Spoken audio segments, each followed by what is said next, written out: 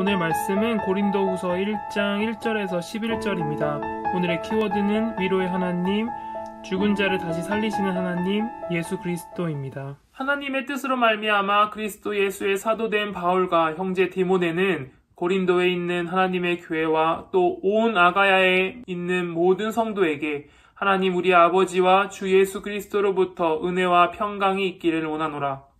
찬송하리로다. 그는 우리 주 예수 그리스도의 하나님이시요 자비의 아버지시요 모든 위로의 하나님이시며 우리의 모든 환난 중에서 우리를 위로하사 우리로 하여금 하나님께 받는 위로로서 모든 환난 중에 있는 자들을 능히 위로하게 하시는 이시로다. 그리스도의 고난이 우리에게 넘친 것 같이 우리가 받는 위로도 그리스도로 말미암아 넘치는도다.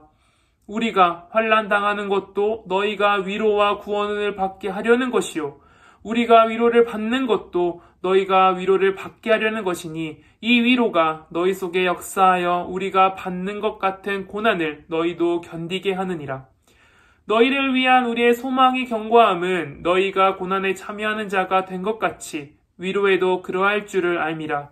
형제들아, 우리가 아시아에서 당한 환난을 너희가 모르기를 원하지 아니하노니 힘에 겹도록 심한 고난을 당하여 살 소망까지 끊어지고 우리는 우리 자신이 사형 선고를 받은 줄 알았으니 이는 우리로 자기를 의지하지 말고 오직 죽은 자를 다시 살리시는 하나님만 의지하게 하심이라. 그가 이같이 큰 사망에서 우리를 건지셨고 또 건지실 것이며 이후에도 건지시기를 그에게 바라노라. 너희도 우리를 위하여 간구함으로 도우라. 이는 우리가 많은 사람의 기도로 얻은 은사로 말미암아 많은 사람이 우리를 위하여 감사하게 하려 함이라. 아멘. 고린도후서는 바울과 디모데의 인사말로 시작합니다. 이 인사말에서 바울은 자신이 사도임을 강조합니다. 전에 고린도 교회는 바울이 사도인지 의심했습니다. 바울은 고린도 교인들에게 다시 한번 자신이 누구의 부르심으로 섰는지 밝힙니다. 바울은 하나님의 뜻에 따라 그리스도 예수의 사도된 자입니다. 그와 함께 형제 디모데가 함께 공동 발신자로 등장합니다. 이 편지의 수신자는 고린도에 있는 하나님의 교회입니다. 또한 고린도가 속해 있는 아가야 지방의 모든 성도들이 이 편지의 수신자입니다. 바울은 이들을 향해 하나님 우리 아버지와 주 예수 그리스도로부터 은혜와 평강이 있기를 원하노라 라고 말하며 편지를 시작합니다. 이어서 바울은 찬송으로 편지를 이어갑니다. 그 찬송의 대상은 하나님이십니다.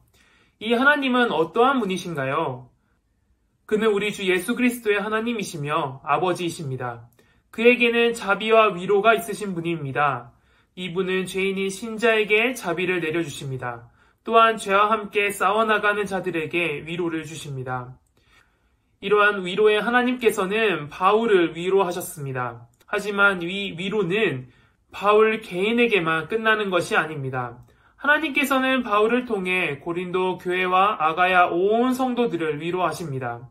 그렇다면 어떻게 바울이 받는 위로가 성도들의 위로가 될까요? 바울이 받는 고난은 그리스도의 고난이기 때문입니다.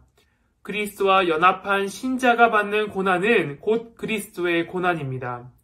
사도행전에서 사울이 그리스도인을 박해하는 장면이 등장합니다. 이때 예수님께서는 사울에게 나타나셔서 다음과 같이 말씀하십니다. 땅에 엎드려져 들음에 소리가 있어 이르시되 사울아 사울아 네가 어찌하여 나를 박해하느냐 하시거늘. 아멘. 사울은 예수 그리스도가 아닌 그를 따르는 신자들을 박해했습니다. 하지만 예수님께서는 이것이 예수 그리스도를 박해하는 것이다 라고 말씀하십니다. 그 이유는 신자들이 예수 그리스도와 연합되어 있기 때문입니다. 이와 같이 바울은 예수 그리스도와 연합되어 있습니다. 그렇기에 바울이 받는 고난은 그리스도의 고난입니다. 또한 이렇게 고난을 받는 바울에게는 위로가 넘칩니다. 바울이 받는 이러한 환난은 모든 고린도를 비롯한 아가야 지방의 신자들을 위함입니다. 바울의 고난은 신자들로 하여금 위로와 구원을 받게 합니다. 왜냐하면 신자들은 바울의 고난 속에서 위로를 주시는 그리스도를 보기 때문입니다. 그들은 그 모습을 보며 자신들의 고난 속에서도 그리스도께서 함께 하심을 보게 됩니다. 그리고 그리스도께서 위로를 주실 것을 확신하게 됩니다. 그렇기에 그들은 고난을 견딜 수 있습니다. 바울은 그리스도께서 신자들과 함께 하심을 알기에 그의 소망은 견고합니다. 그렇다면 바울은 어떤 환난을 당했나요? 정확한 내용은 나오지 않습니다. 하지만 바울은 이 환난으로 힘에 겨웠습니다. 그리고 고난이 심해 살 소망까지 끊어졌었습니다. 그들은 심지어 사형 선고를 받은 줄 알았습니다. 바울은 자신이 그 순간에 아무것도 할 수 없음을 느꼈습니다. 이때 바울은 깨달았습니다. 바울은 하나님께서 이런 환난을 주신 이유가 바울 자신의 힘이 아닌 하나님만 의지하게 하기 위함임을 알았습니다. 바울은 이때 오직 죽은 자를 다시 살리시는 하나님만 의지하게 됩니다. 그렇다면 왜 바울은 죽은 자를 다시 살리시는 하나님이라고 말했을까요? 바울은 우리를 죄에서 구하신 하나님께서 우리를 앞으로도 보호해 주실 것을 믿었기 때문입니다. 바울은 하나님께서 과거에도 건지시고 지금도 건지시고 앞으로도 건지실 것을 믿었습니다. 마지막으로 바울은 신자들에게 기도해 줄 것을 요청합니다. 이렇게 함께 기도로 얻는 위로는 당사자인 바울에게 위로가 됩니다. 뿐만 아니라 바울을 위해 기도한 신자들도 하나님의 은혜를 체험합니다. 그리고 기도를 들어주신 하나님께 감사를 돌립니다. 바울은 이렇게 신자들이 자신을 통해 하나님의 은혜를 누리길 바랬습니다. 여러분, 신자들은 모두 한 나무에 접붙여져 있습니다. 바로 예수 그리스도라는 나무입니다. 그렇기에 우리의 고난은 그리스도의 고난입니다. 이뿐만이 아니라 교회 모든 공동체의 고난이 됩니다. 하지만 하나님께서는 고난 받는 자들을 그냥 내버려 두시지 않습니다. 예수 그리스도의 하나님께서 그를 죽음에서 살리셨듯이 우리 또한 살리셨습니다.